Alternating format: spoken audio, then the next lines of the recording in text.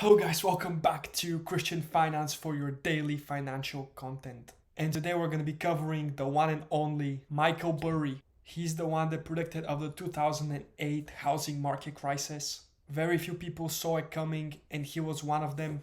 A lot of the people whose money he was investing at the time were very mad for him to keep their money. But at the end he ended up making himself and his investors a lot of money. If you guys have seen the movie The Big Short, then you guys will know who he is. Christian Bale played him, and today we're going to be analyzing what he thinks will happen in the markets in the short to midterm. As well, I'm going to give you my own personal analysis and prediction based on data on what I believe is going to be happening in the short to mid to long term. He's actually infamous for his tweets, and I do want to look at one of his relatively new ones. And then he says, even the chart looks like a heart attack. The Dow Jones down 522 points.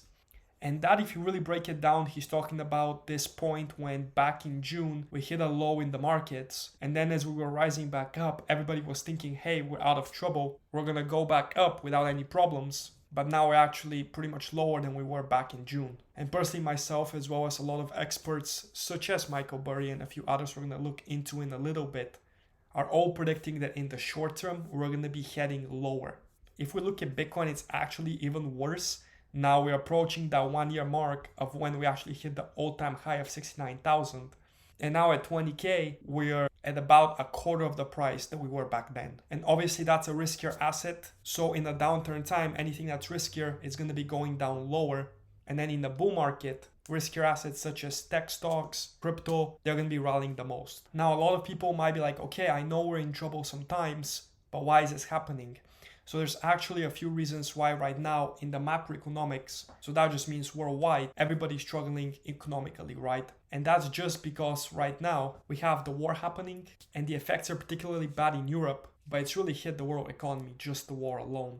Just want to take a moment and ask you guys to like the video, subscribe to the channel, hit the notification bell so you get notified every single time I upload. Once again, for all the hard work, only thing I ask for, guys, just subscribe to the channel. On top of that, something that's scary, stores like Walmart right now are experiencing a surplus of supplies, right?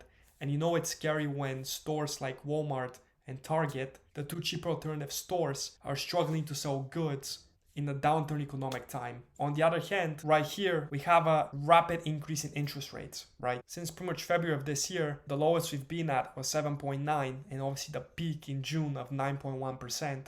Which as a whole makes our inflation at a 40-year high, right? On top of that, we have the increase in interest rates, which many experts are predicting when they hit all the way up to 5%, which would be completely unbearable for a lot of people. I don't think we're going to hit that high. I personally think we're going to hit around 4%.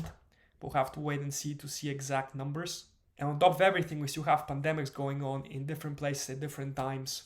So there are a lot of things that need to be fixed over time before we potentially see another bull market and an all-time high in crypto and stocks and index funds in general. Now here's another interesting tweet from Michael. Crypto crash check, meme crash check, SPAC crash check, inflation check, 2000 check, 2008 check, 2022 check. Now here's what's super interesting about this. So now one thing that a lot of people are not necessarily aware is that we didn't really start printing money in 2020. That's when we started printing a lot of money and it became mainstream. However, back in 2008, after the housing market crisis, that is when the Fed first started to print their money. And since then, all the way up to 2020, they have been doing it in small increments. It is just that 2 years ago, it was the beginning of trillions on trillions on trillions. My point is this, back then, back in the previous 2008 recession, printing money got us out of trouble. But now the Fed's already done it in 2020 in a rapid way. So that can't necessarily be the thing that gets us out. Simply because the inflation at this point is way too high. As I mentioned,